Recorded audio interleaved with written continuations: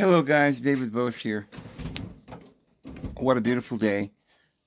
I don't see any clouds in the sky, so it looks like it's going to be a hot one. And pretty soon fall will be here. Hope you're having a wonderful day. Well, again, I just turned this thing on. What prompted me to turn this thing on and start talking today was I'd gotten up and I was looking at the YouTube thing and checking the comments, and then this video pops up in my feed of this older lady with beautiful colored dress, and the title of it was, which I thought was interesting, proof positive that rabbinic interpretation is mendacious. Now, I wasn't absolutely certain what that word meant, mendacious. I was pretty sure I understood it vaguely, so I looked it up, and it means that they're just lying. And I guess there's a little difference between mendacious and lies, but if anything, it's worse than lying, because lying, you could just be doing it straight up. But to be mendacious, I think there's a little bit more darkness to it, a little more evil intent. Pernicious. And as I began to look at that, I thought, well, I don't really feel like watching a video. I don't watch people's videos. I only watch clips and bits of things that I need to know.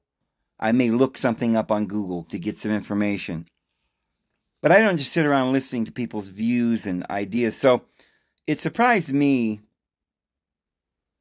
when I started doing these videos many years ago, more than 10, 11 years ago or more. And I've lost track of when I actually started. Many of my first videos were all completely taken down. But in all this time, I've been saying things that no one else said. I mean, I just said it. I started saying these things. I started these ideas about Yahweh. It's become apparent, I don't know how many years, in the last maybe 2, 3, 4 years. Well, I think maybe in this last 2 years, something has happened where everybody, at least some people believe now this idea that I've been saying for many years. It has gone just everywhere. I almost wonder if it isn't. It's quickly becoming the movement.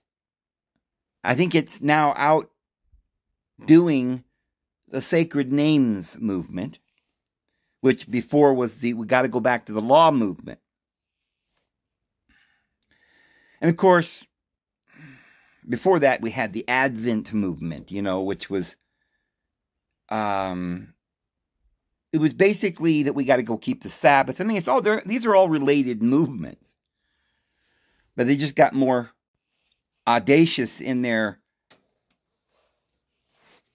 ideas. The lies that Christianity is under, that the world is under. We'll just go right straight to the world, the individuals in Congress, everything that we're subjected to, the news. It's all fake. NASA, everything. But it's just that it's so completely odd.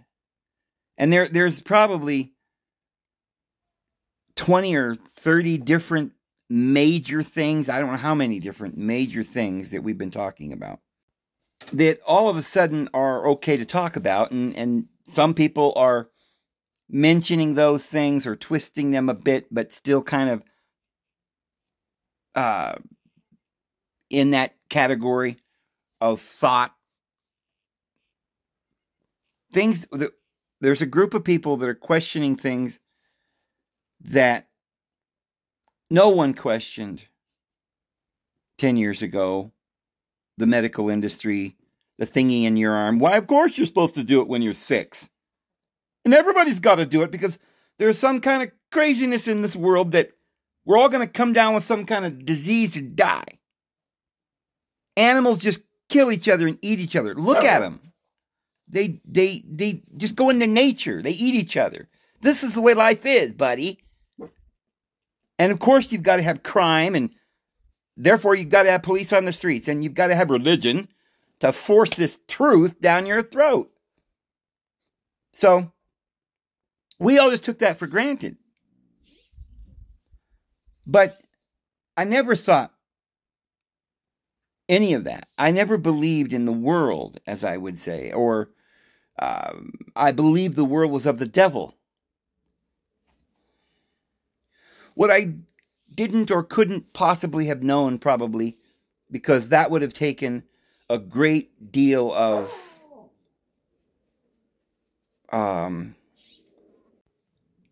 courage that I hadn't yet developed. Courage because I would then have to, I mean, we're talking way back when I was, like 18 or something. Even before that, when I was Jehovah's Witness. To, at that time, believe that Jehovah's Witnesses themselves was part of this evil lie. That they were mesmerizing, lying to me, murdering us, harassing our intelligence, would have been very difficult and courageous because it would have to overpower my respect and love. Although many words that we use here in English, we don't know what they mean. So I know you probably have no idea what I mean by that, but like what? Love. What is love, Was I just desperate? Was I in need for my father to be my hero? Is it natural? I think so. But, if you can't trust your mother and your father and your family and your brothers and sisters and so forth, and your elders, then who can you trust? So that's like the last thing that human beings want to do, is distrust their family. Of course, now I've realized that it isn't my family's fault. It isn't, well, I knew that. I've always known that. But it wasn't my dad or my mother's fault. Even though I cannot comprehend this ignorance, even though I am aghast by the scope of the ignorance, and even though I believe this ignorance is almost indistinguishable from evil, I'm still not courageous enough to say that everyone's evil. But if I had been awake just a little bit more, I don't think it was awake that I needed. I think it would have been, and we use the word courage, but I think it would have been the strength, the maturity, the willingness to make that step. We've talked about that one step. That's the easiest thing in the world that anyone could ever do. But no one ever does it. It is so hard to do. How could it be so easy and so hard? You're standing on a cliff, and you make one step, and you go down, splat, to your demise. But that one step is so easy. You just move your foot forward about a foot and put your weight on it, even though there's no ground. And it's just a simple step. We make them every day. Everything in life is another step. But nobody ever makes that step unless they become entirely deranged, what we call crazy lunatic, perhaps schizophrenic, depression. I don't know that any of those things are accurate, because I know a lot of people get depressed and angry and extremely so. But when people commit suicide, it's usually out of jealousy, anger, desperation that no one in the world, like there is something inside of a human being that needs this approval, needs their friends and family and their loved ones. And if all of them turn against you, it can create the greatest crises in your mind that is possible. Physical pain does not bring the problems, I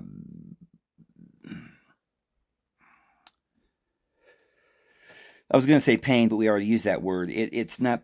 It's going to. Yeah, it's going to bring pain. But spiritual pain like that is much more hard to endure than physical pain. First of all, physical pain doesn't last very long. You go into shock. As long as you're awake and using your noggin and being alive and thinking, and you're under that problem of losing the things that you love. It's like you're losing your mind. It's like you're losing yourself, your identity.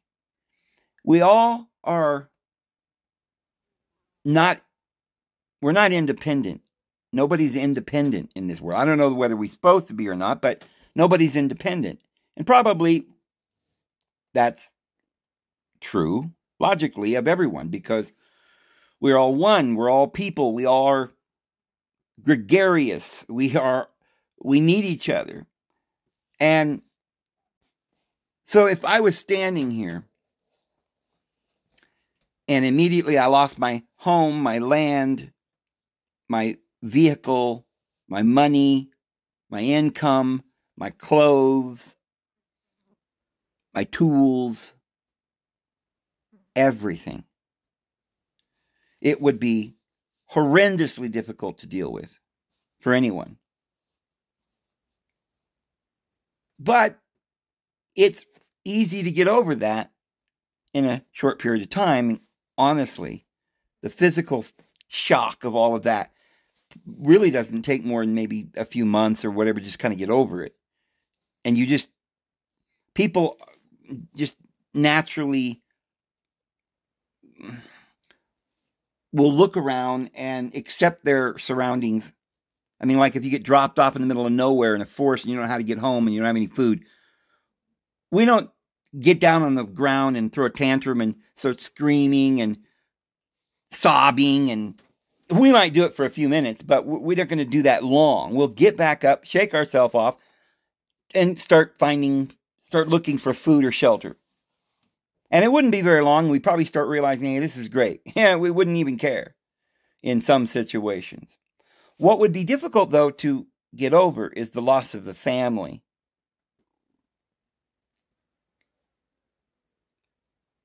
Missing somebody, wondering, worrying about people. Those are much more difficult things to get through. And so emotional pain and loss, shunning, this kind of thing is far worse than murder. You can murder somebody and they go to heaven.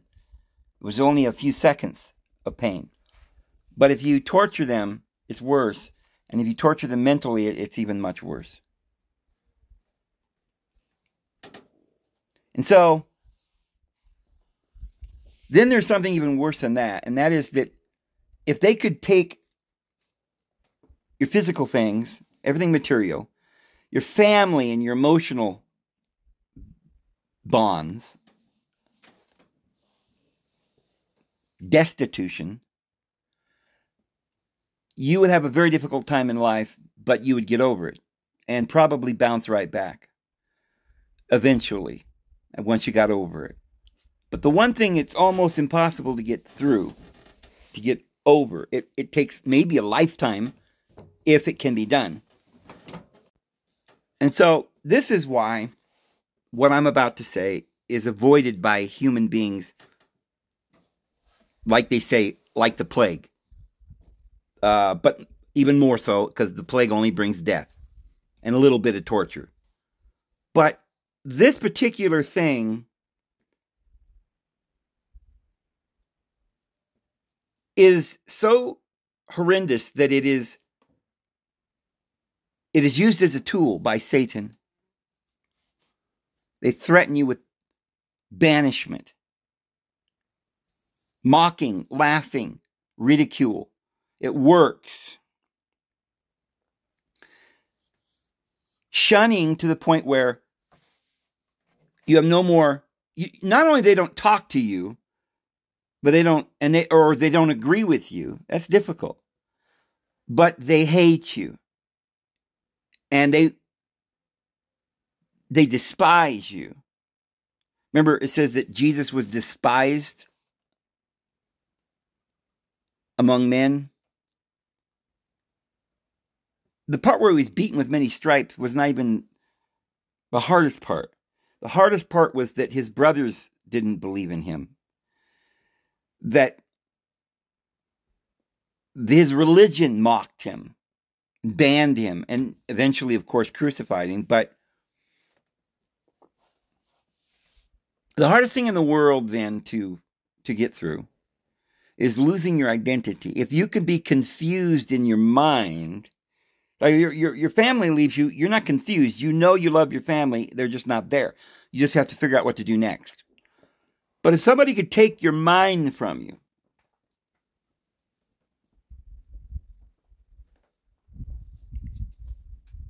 if they could deceive you to make you believe that you are not the person that you were hanging on to. Now, in order to do that, they've got to make you believe you're something you're not. So the pernicious lie of Satan, since he's begun, is to tell human beings that we are not a divine being, that we are not the eternal I am, that we are not safe, but that we can be safe if we take refuge in this person, ideology, belief. It's your identity. Somebody can take your identity, they got you. You can't recover. If they drive you crazy, if you've gone crazy, it's almost impossible to bring you back. I don't believe that when you see a lot of people that are crazy, schizophrenic or whatever, it could be chemically induced, yes. But in many cases, we're all kind of schizophrenic and not necessarily chemically, although there's a lot of chemical problems going on. But far more is the religion, the government, the judgment, the threat of jail, execution, shunning, ridicule. If you notice in the world today, like Jehovah's Witnesses, they don't murder you, they don't stone you, they just shun you. But it's the same plan. Modus operandus. Our United States, everybody has freedom to go online and say what they want, but you might not be put to death for saying something they don't want you to say. But you'll be taken down and ridiculed. And that is frightening for the rest of mankind, so that they don't want to talk to you or be associated with you because they don't want to get shunned or banned. So it's you have to do this. You have to do truth alone. You can't be a truther. A real truther is not somebody who follows all the fads and all the latest trends of what people believe. There's a lot of people today that believe that Yahweh's the devil. And that doesn't make them one whit better than if they had believed the other way around. Because they're only doing it maybe maybe they don't understand it. Maybe they actually think then that entitles them to do whatever they want and they can be evil and sleep around or whatever they wanted to do. They're still schizophrenic. It doesn't help them to know any bit or piece of truth if their heart isn't right. That's the part. Know thyself, O man, is very difficult for an individual to do, because you must be so honest. And that's where we stop. Most people will say, well, if you're honest, you can know yourself. If you seek and you look and you find, you'll be fine. But it's far deeper than that.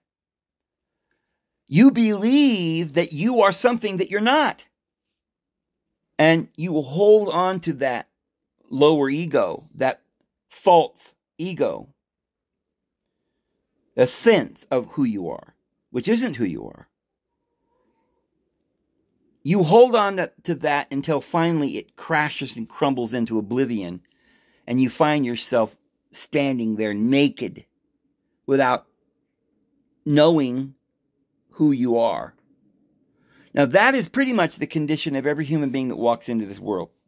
If you see a baby that's born into the world, the baby allegedly doesn't know anything. I think the baby still has memories of this other place he was just from. Many young babies, up to several years old, can tell you about their past lives. But we're quickly told that isn't real. Those are dreams. That's not the real world. Wake up. This is the real world. You got to get to school on time. You got to get your grades done. You got to measure up to the standards of society and believe what we're telling you. A child most human beings will forget their past lives and who they are, their identity, within a matter of 3, 4, 5 years. Probably a year or two, maybe. We don't know, because we can't talk to babies and find out what they're thinking exactly. But if you see a baby coming out of the womb, he's like, oh, he's looking around like, where the fiddle am I? Oh boy, who's that? And they start sometimes crying like they don't know you. If you kind of Google and gaga them and give them food, they start, because they're afraid at the beginning. They come out crying. But after a few months, they realize, look, I'm hungry. I have these desires. My mother and father are providing for me. I now feel a little bit more safe. I was scared when I came out of here. I was like, who are these people? I don't know who I'm somebody that I know who I am, and this isn't me. And so that was this stage where the baby's crying all the time. But then you give the baby food. And you sing songs and calm them down. And the baby starts, and they take the food because they need the food. You've provided something the baby needs. Do you ever wonder why doctors, universally, they used to smack the baby on the butt as the baby's coming out, just as they retrieve this baby like a football out of the mother's womb? They hold him by one foot and smack him on the butt. Who would do such a thing? Why would anyone do that? And what is it about that seems to have spread throughout all the doctors? They all do it. At that time, I don't think they do it anymore. But the only explanation is they were told to do it. Now, why would the medical industry tell these dulciers, these teachers of sorcery, that as soon as any human being comes out of their mother's womb, I mean, you've traumatized the mother for, oh man, oh, it's going to hurt. Oh man, oh, we're going to have to cut you open. You know, it's real bad. Oh, the pain might kill you. People used to have babies back in the day when they weren't scared. They didn't lay down. They squatted, and as they were walking down the trail, it came out. But the mother's completely traumatized. Now, here comes the baby, and the baby's probably feeling the pain of the mother, that all she's gone through. And as that baby comes out, this crazy man grabs him by the foot, smacks him. Well, they used to say you got to get the baby's throat open and so he can scream. That's good. That's medically good. But that's not right. That's ridiculous. Why were they being told that? Because who runs the sorcery? The Satan guy. And this is just how you started your life in this frickin' world. This insane, evil world. Trying to wake you up from your beautiful life that you had into this delusion of a dream you're about to go into. Now the baby's being trained that if you want to feel good, all you got is pleasure. Food, songs, praises, fun, pleasure, colors and sounds, and television, and laughing with other people. But I mean, as you get older, it gets worse. Cigarettes and sex and gluttony and drunkenness. But a baby isn't allowed to experience these extreme pleasures yet. But they're just being coerced and molded and deceived little by little to believe that that is their parents and this is my identity and this is my world and this is what we do here. And they sort of take refuge in this pleasure. They're being suckered. It's a slow process. Now, eventually you develop an idea of who and what you are. I think around 10 years old, or, I don't know the exact years, dates. It's probably different for everyone. But eventually a person will reach a sense of who they are based on who their parents are and what the parents told them to believe. And their identity is formed. It's no longer who they really are.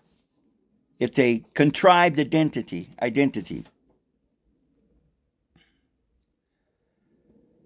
And then, and here's what this is all about. Because remember, it's not even a natural process. None of this. Why is any of this happening? There's a reason. There is a dark, evil individual group of beings that know all of this information. And they're not traumatized. They're not taught this from, they have their own society. They live apart from the rest of the world. Even if they are not living underground in cities, right? In tunnels or underground civilization that rules over the top. Even if that's not going on, this high society group that rules over everything lives in these castles. They have these masquerade parties because on the way to the party, nobody can know who you are. Certain individuals in society that we don't know who they are.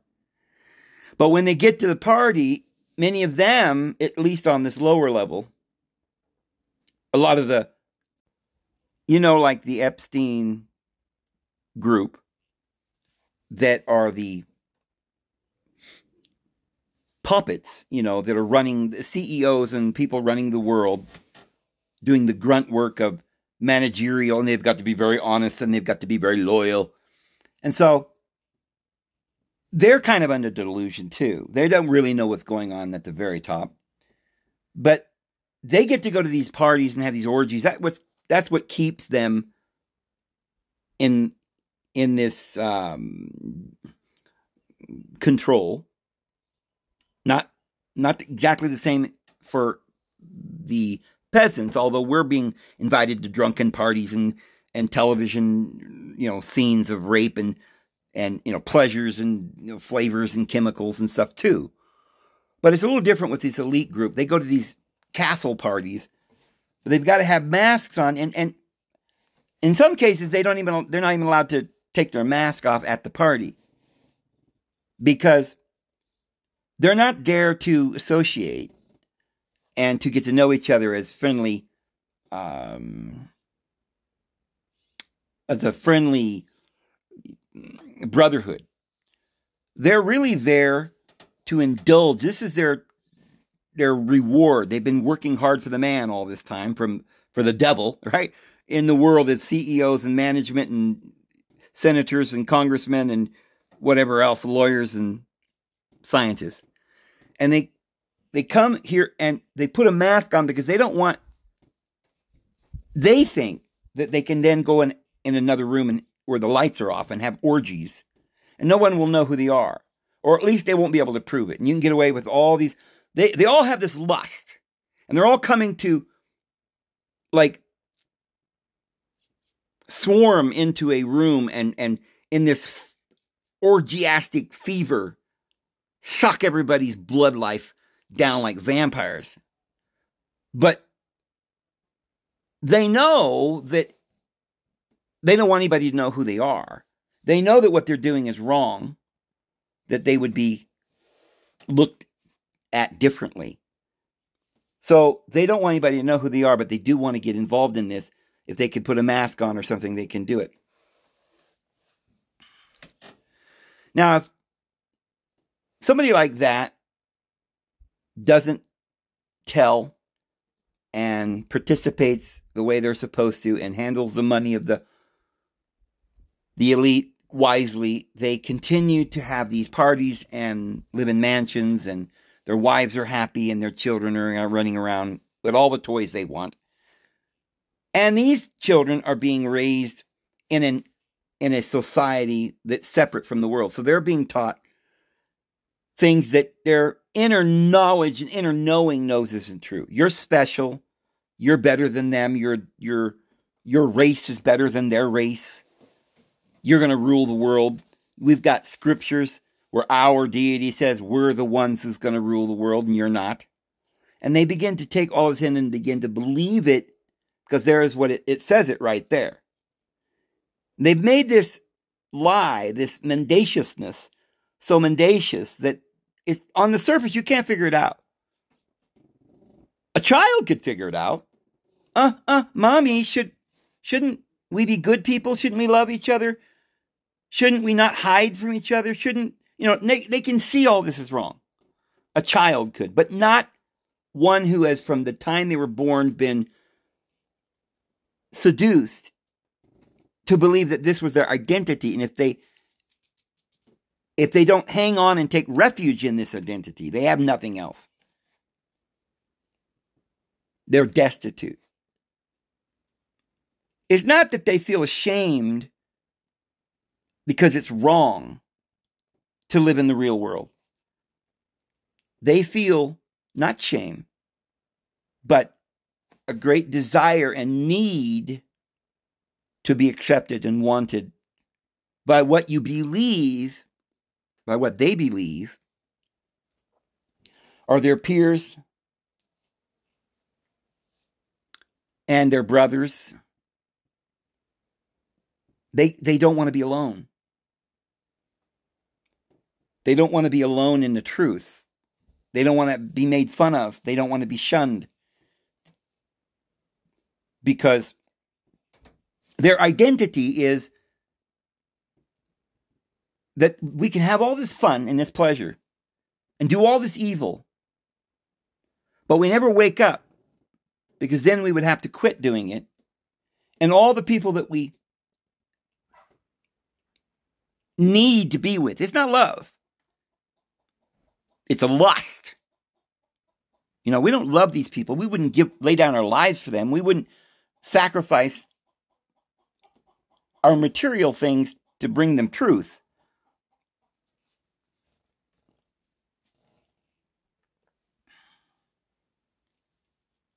But it's an insatiable need to be worshipped, to be adored, to be tantalized and given pleasure.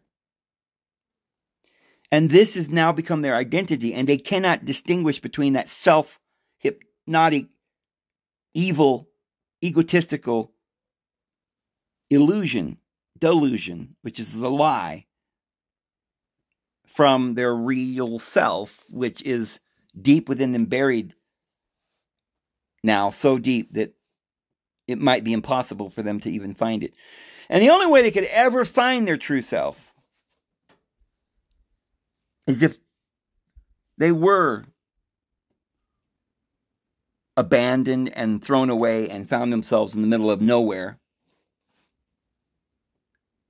with no more hope or thought of getting back the family, the people, that we love, the things that we love, the homes, the material things. But we're just sitting by a cool brook in the forest near a waterfall. We see Bambi and, you know, these little birds, hummingbirds and flowers and all this sunsets and roses. And over time, we can be quiet and begin to hear the still small voice. If you can survive the insanity, as many people might not, even in the middle of the woods somewhere, in the middle of nowhere, they might literally go insane and just, I don't know, maybe just lay there until the winter comes and covers their body in frozen ice and they perish because they just can't bear to go on. I don't know. I have a feeling that most people would probably begin to wake up before winter and start looking for shelter. And that within a short time, they might start thinking about, reminiscing about their life and realizing everything they did was a lie. And maybe they'll start waking up.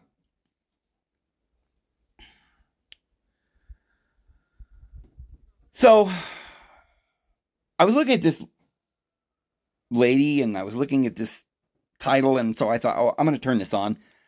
Of course, I never watch videos, but I kind of speed read things or speed watch things or just see what the point was. And I watched the first few minutes. And what she was talking about, she spoke Hebrew. I guess she lives in Israel or something. She knows something about some place, wherever this place is, where there's these particular evil people, shall we say.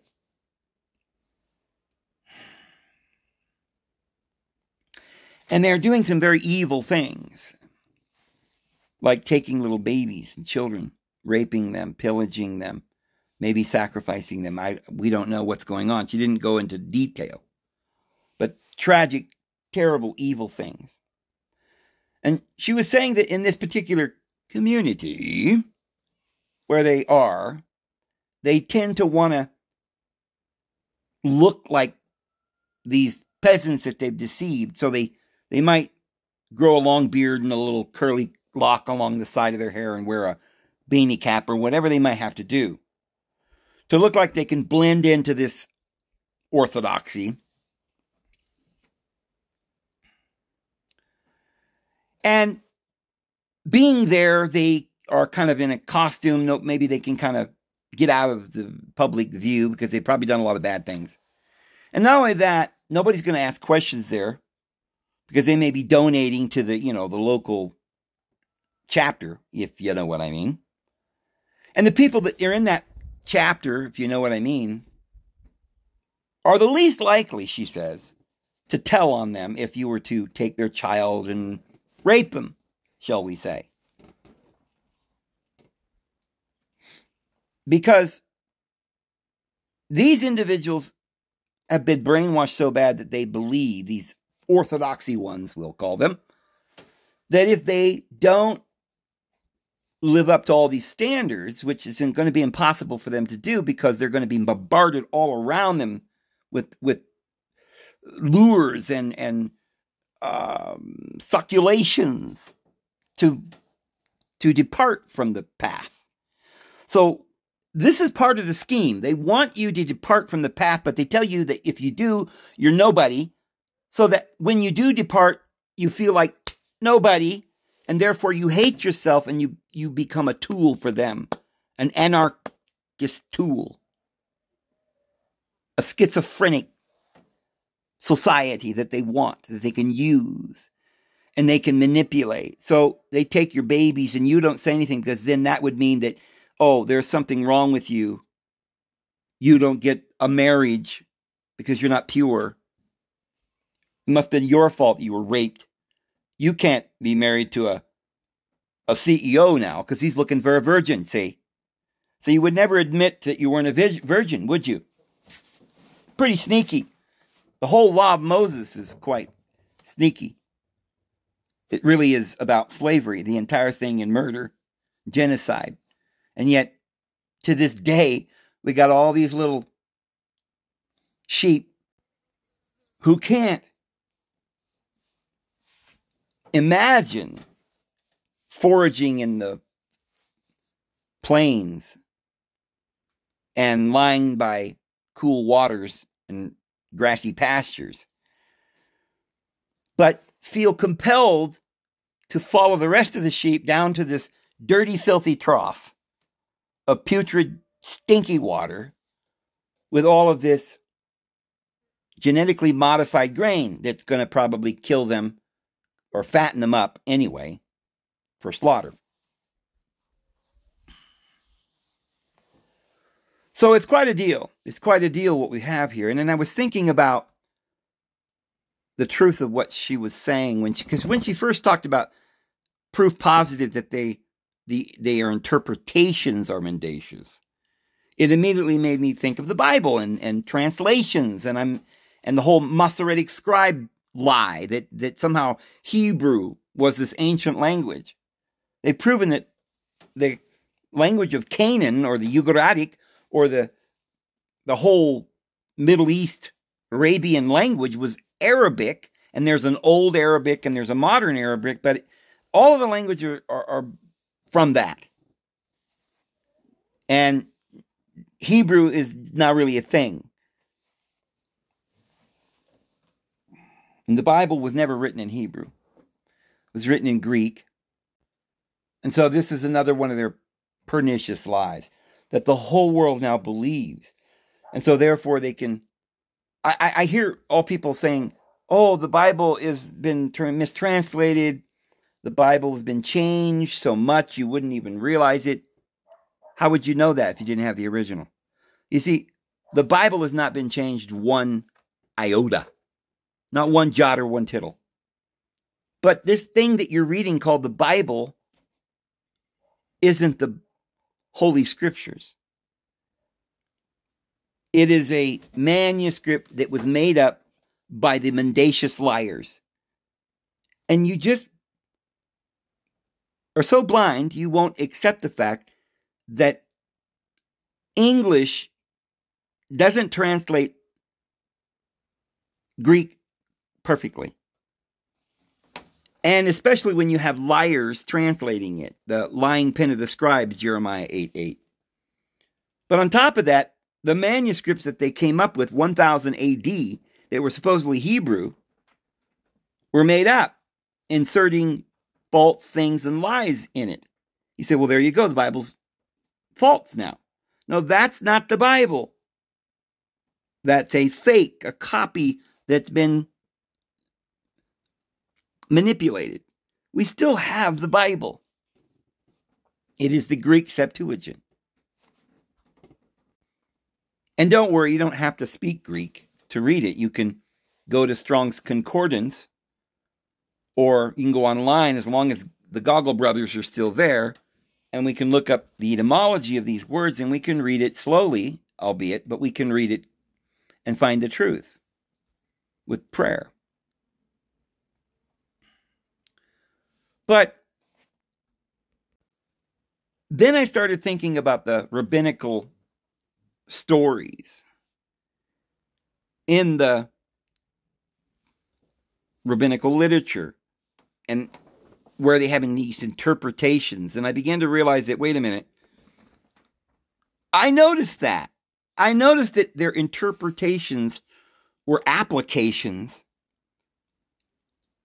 that were done in such a way that I could tell that whoever was applying these interpretive rules knew the truth about the interpretation, but they knew that you didn't know, and therefore they used false interpretations that were similar, and that if you could look at it absolutely clearly, you would see that it reveals the truth. Evidently, they're not allowed to just make evil up. They have to deceive and manipulate truth. That's what lies, that's what they are. You just make something stupid up, like, oh, there was a crocodile on the moon, and the crocodile had sex with a frog, and that was what made the world. You couldn't do that. Nobody would believe that. What you got to do is start with the truth. There's a divine love, a creator, a reality. And it's separated into duality. And this is the story of duality. But what we've got to do is make the guy that's the bad guy look a little better than the guy that's the good guy without changing the truth of the story. But you're not going to look at the truth of the story. You're just going to look at this interpretation, this rabbinical hint for you to follow the wrong path. And I've seen it many times. I mean, even when you're looking at the Old Testament, and we were talking about this the other day, in the Greek mythology, Saturn just straight up castrates his father.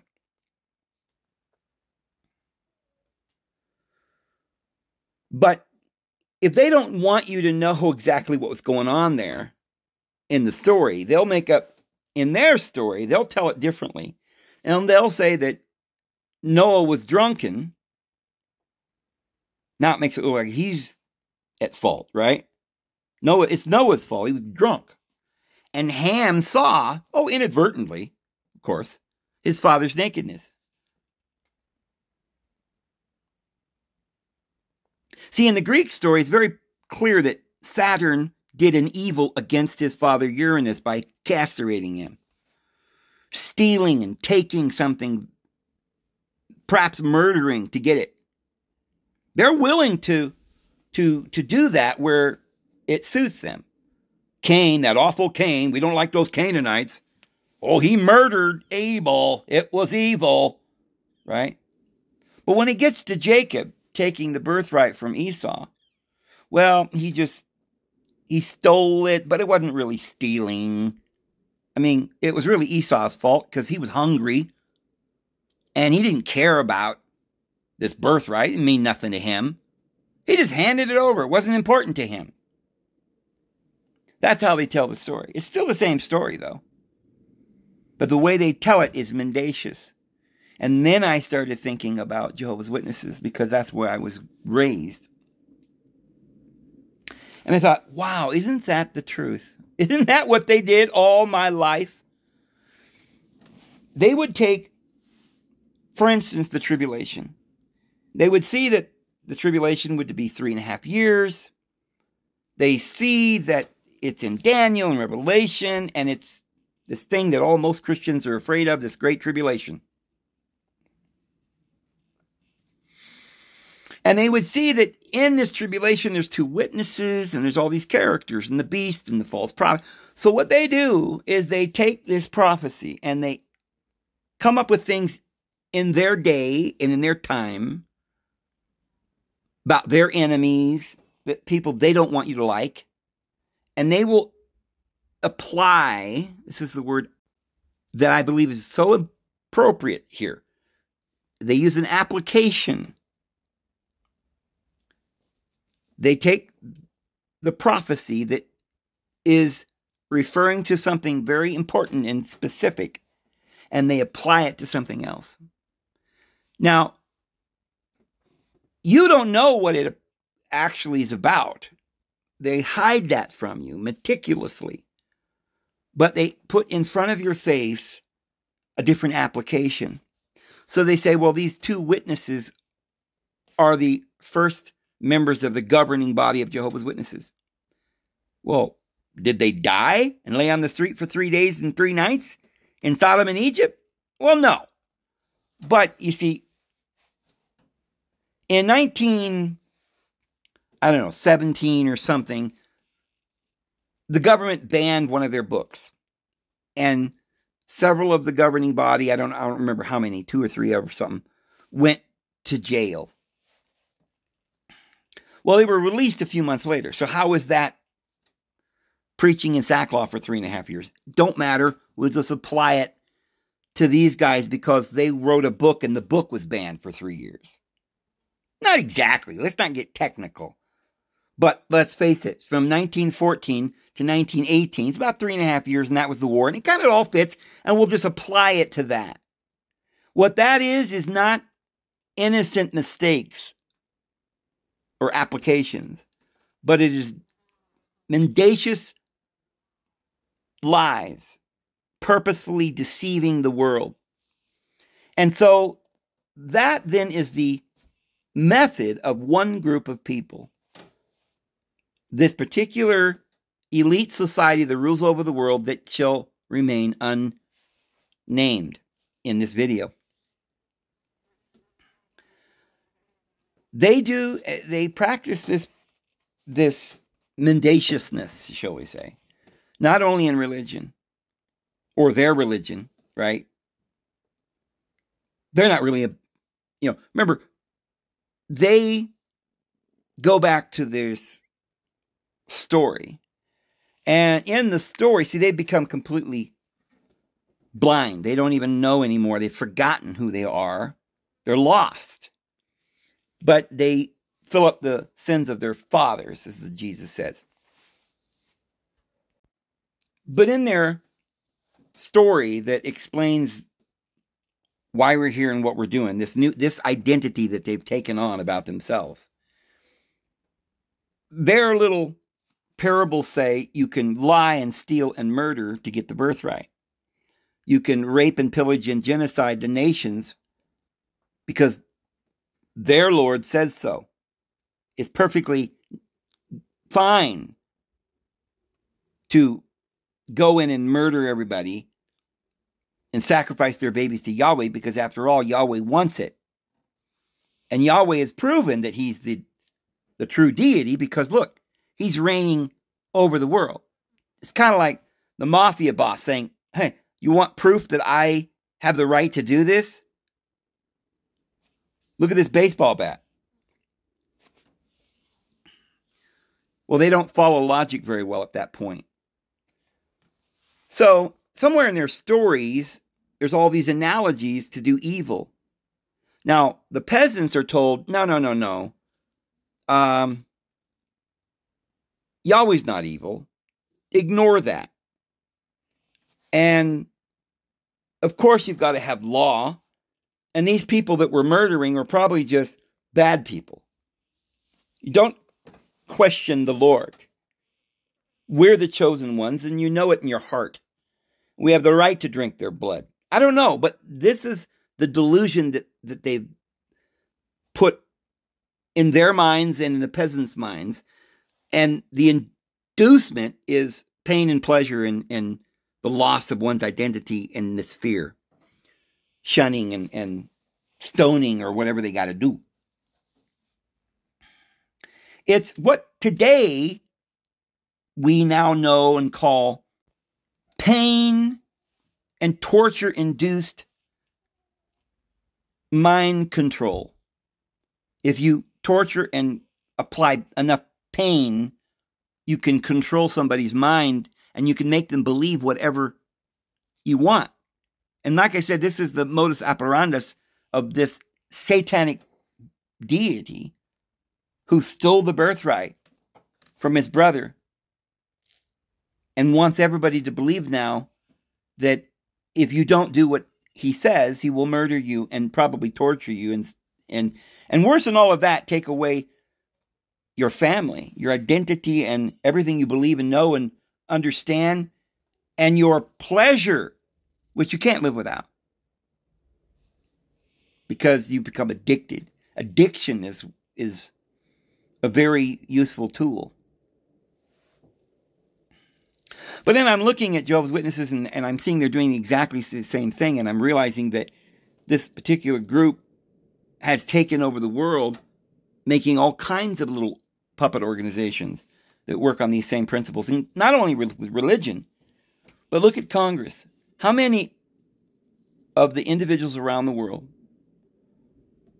very intelligent, maybe high IQ'd individuals,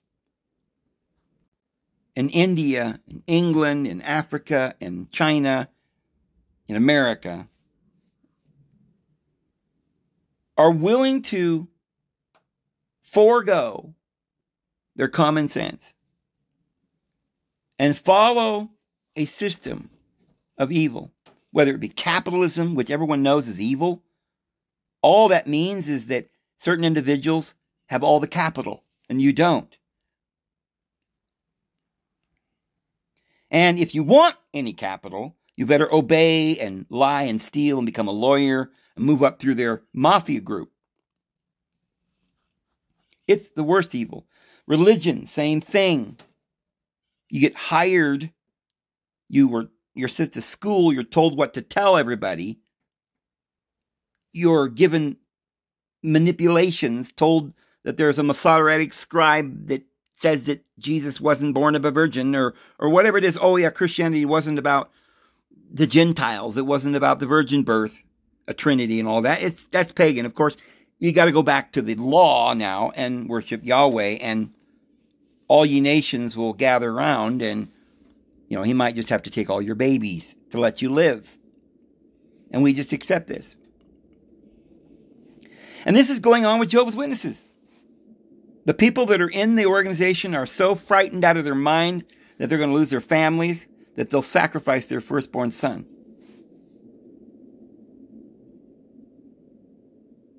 So that they don't have to lose their identity. I know individuals that were Jehovah's Witnesses that just can't live in the world. Just the reality of this world. Because their eyes are open to the rest of the world. They're all bad. And if they were to finally realize that their organization's bad, their family's all just as much a part of this delusion as anyone else, they're completely lost. They cannot let go of this desire to be liked, to be worshipped by their peers.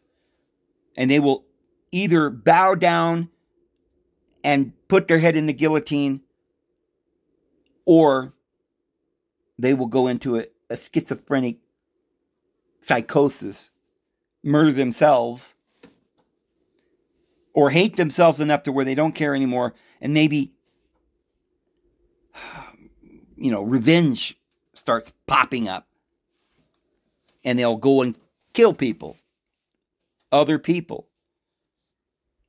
Or maybe they just say, well, I don't know what to do, but looks like I'm going to hell, so I'll just spend the rest of my life raping children and people and pillaging, and when I die, I'll get my reward. And they just get lost in this self-sabotage, self-hate.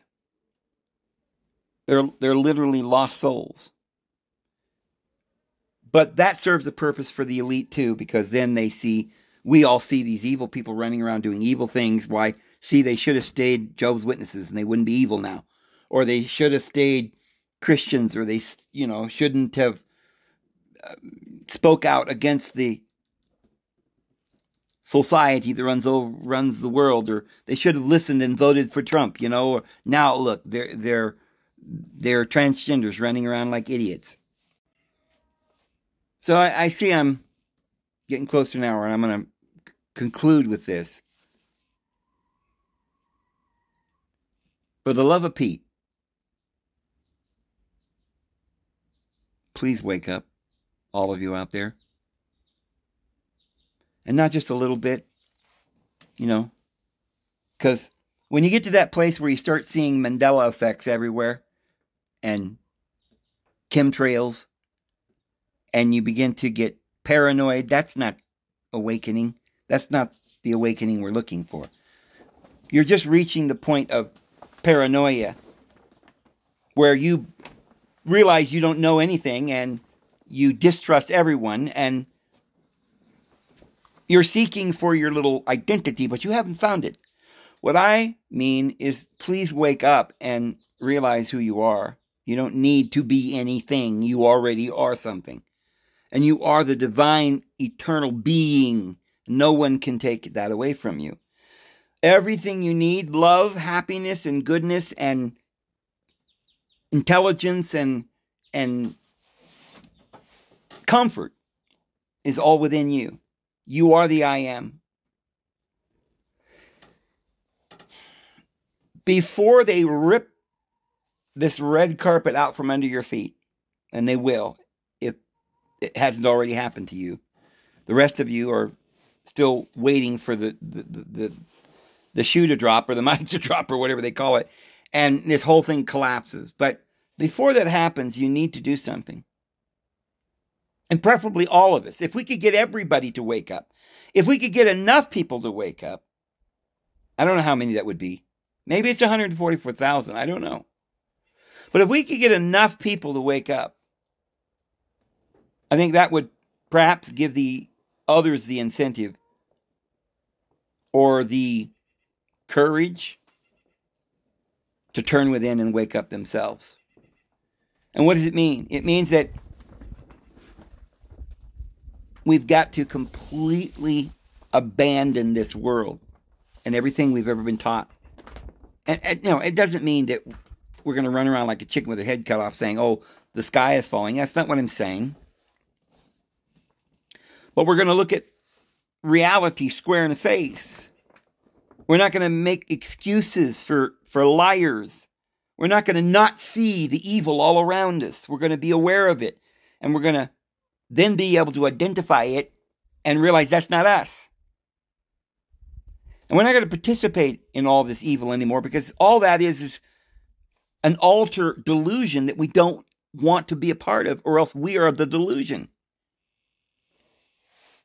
And if you think, well, I'm not going to do it because if I did, I'd be the only one doing it, and that's not going to help anybody. I'm going to starve to death if I don't go out and get a job. I'm just going to go to college and my little religious community and put my little robe on and my tie and whatever and do what I'm told.